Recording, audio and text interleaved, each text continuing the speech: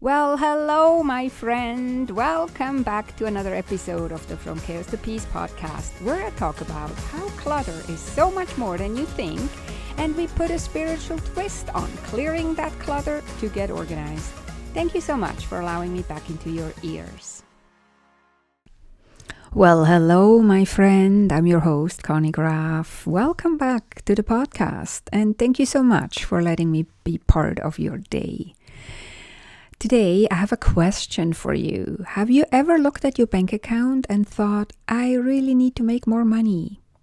But then, once you did make more money, somehow you still didn't have enough? Well, if that sounds familiar, stick with me because today I'm going to show you why that keeps happening and, more importantly, how to actually fix it. So I'm going to introduce you to the 5 why method. I actually call it the why shovel because I live on acreage, I do gardening, permaculture and so forth. So I shovel a lot. So that's why I call this the why shovel, and you will see in a minute why. So but first, what is the 5 why method? Well, it's a simple but powerful root cause analysis tool that originated in manufacturing, but it's just as useful for us creative entrepreneurs, small business owners, consultants, and coaches. And the way it works is we start with a clear problem statement, and then we ask why 5 times, or however many times it takes, but at least 5 times to get deep enough, right? To peel back the layers until we hit the real reason this problem actually exists. So again, I call this the 5 why shovel because we're not just skimming the surface when identifying the reason for this problem that we're investigating, right? Instead, we're digging deep to the root causes. Because if we're honest with ourselves, and I catch myself doing that too, we might have the tendency to just blame our problems on reasons or circumstances outside of our control. Like the economy is bad, or my clients or my leads are undecisive. They don't know whether they want to hire me or not. Or we tell ourselves we have too much to do. We have no time to look at finances, right? Or we don't have the knowledge, whatever. But what if instead of patching the symptom, instead of blaming outside circumstances, which is really not helpful, and we're not in control if we're blaming outside circumstances, what if we take back control? What if instead we found the root cause, the real reason that is within our control? And that is exactly what the 5 why shovel helps us to do. Now, before I give you an example how this would work or how this would sound and look like, let's investigate real quick how to use it properly. There's a few guidelines and mistakes to avoid, right? So we need to state the problem in a clear, factual way. That's the first guideline. We don't want to be vague, so we just want to have a clear, factual statement. The second guideline is we can't stop after the first or second answer to why. We need to keep digging deeper. At least 5 times we have to ask ourselves why. Statistically, that's what they say it takes on average, 5 whys. It could be more, but I would really encourage you to dig at least 5 whys deep. And then the third guideline or mistake to avoid is, again, we don't want to blame ourselves or others. It's really not about blame, it's about insight, right? So this goes basically with the first one where I say that we have to state the problem very clearly and in a factual way. We don't want to say I am stupid or I am lazy or my clients are stupid, or the world is a stupid place, which it is, but doesn't help in this exercise, right? Okay, now with that out of the way, let's walk through a money issue example that I have for you. So the example or the factual statement is there is not enough money to pay the bills. There is not enough money in our bank account to pay this month's bills, for example, and the credit card is also maxed out. So your first reaction might be, I just need to make more money, or I just need to find more clients that pay me right away or something, right?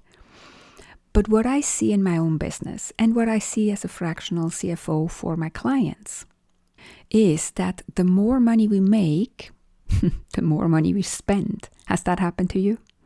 That was also my question right at the beginning of the episode, right? Whether that's private finances or business finances, we usually spend more when we make more.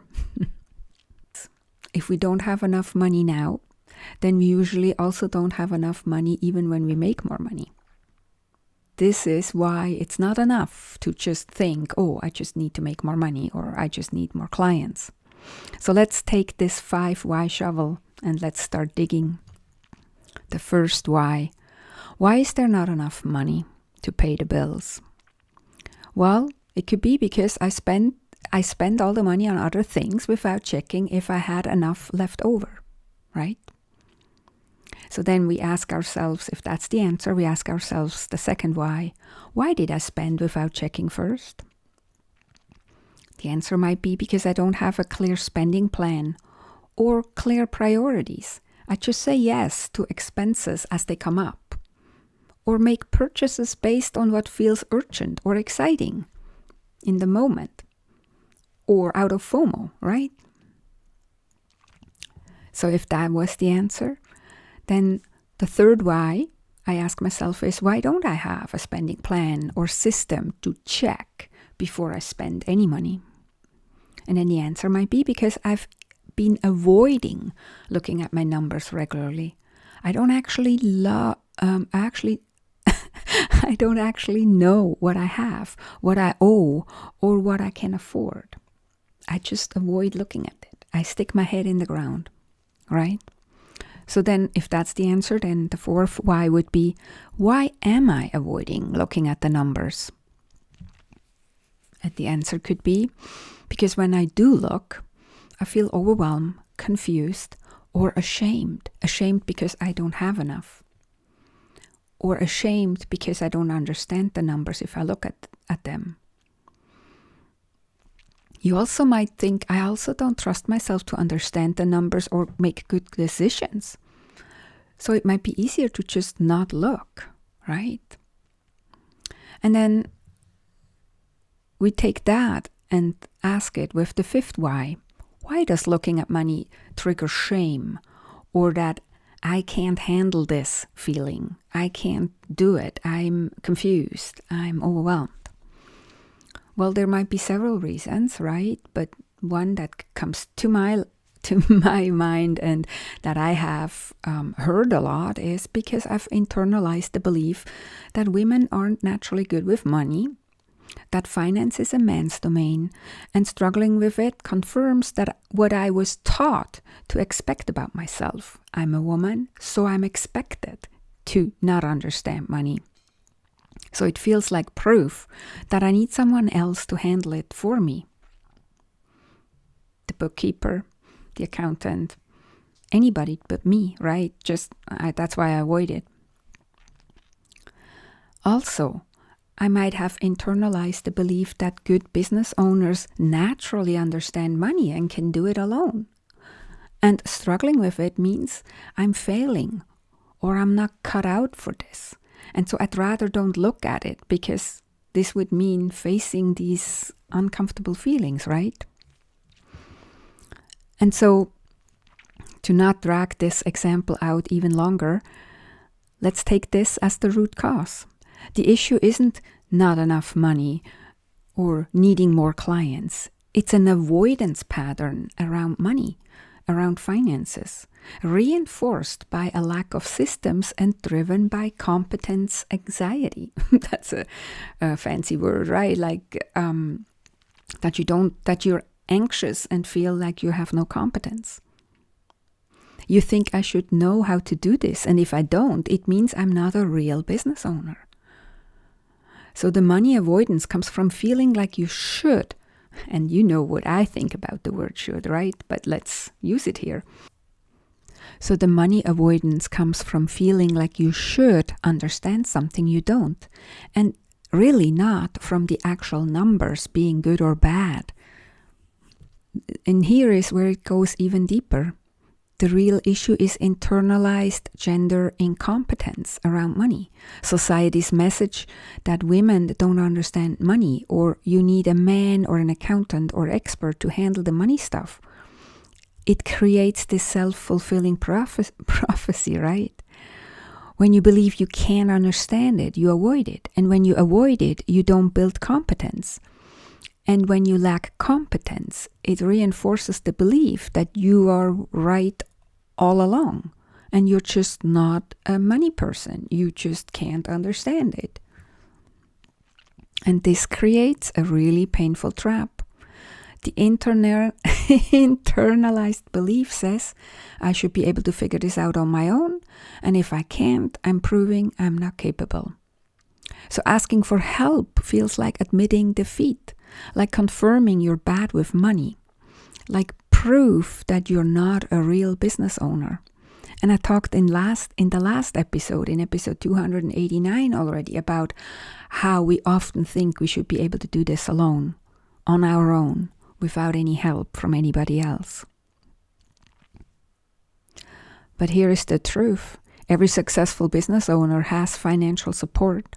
Male CEOs have CFOs, controllers, bookkeepers, financial advisors. They don't see it as a failure. They see it as a strategic leadership. Knowing what to delegate or when to get a consultant or coach is a sign of competence, not incompetence. At least in the man's world. It's only in the women's world where we think we need to be able, or we should be able, to do it all on our own. And then we don't. And then we end up in that spiral, in this avoidance spiral, right? But think about it. You don't go and do your own legal contracts. That doesn't make you a failure if you hire a lawyer. You might hire a copywriter or a marketing strategist. That doesn't mean you're incompetent, right? Money is the same. Getting expert help is what grown-up business owners do. Hiring a fractional CFO or financial coach isn't evidence that you failed at understanding money. It's evidence that you're running a real business. The difference is that women have been conditioned to feel shame around needing financial help specifically, while men were taught that delegating finances is a smart leadership move. So reject both lies. Reject women can't understand money, and reject also asking for help means you failed. Getting support with your finances is exactly what confident, competent business owners do if they want to grow their business. And why does this all matter? Because the money problem is rarely about money. It's about structure, it's about habits, emotions, avoiding emotions usually, and a lack of clarity. But when you shine a light on what's really underneath, you can make simple, sustainable changes. And that's how you move from chaos to peace in a few minutes a day. And in the example I gave in this episode, I assumed after 5 whys we were at the root cause, right? But of course, it could be that in your situation, there is more to dig up. So you can and need to keep going maybe, even when you feel resistance, because that's now how emotional avoidance feels. We resist to look at the things. But you can look at them on paper. It's not going to hurt. That's why it's so helpful to also get outside perspective and guidance. Because you might stop when it's actually becoming really important and really transformational. So my challenge for you this week is take a few minutes and pick an area in your business that feels chaotic. I suggest you take money. Write the clear problem statement that you have around money. Ask yourself why at least 5 times. You can re-listen to how I walked you through the 5 whys. And then choose one tiny but powerful action to address what you uncovered. And if you'd like help with this whole process, and if you're a coach, consultant, or service provider and your finances feel foggy, disorganized, or neglected, book a free 30-minute call. I call that call Bring Your Chaos to Me. We'll identify one clear doable action step to move you a bit more from chaos to peace, starting right now. Whether that's towards more peace of mind, peace of space, and or peace and profits. And we'll see also whether working together feels like a good fit. There is no pressure, just 2 people talking with each other, seeing whether we are aligned and whether working together would be a good fit. Okay, my friend. The main message for you today is everything is better together. Stop doing it alone. Okay, that's what I have for you today, my friend. Have a beautiful and amazing week. Talk to you next time. Take good care. Bye for now.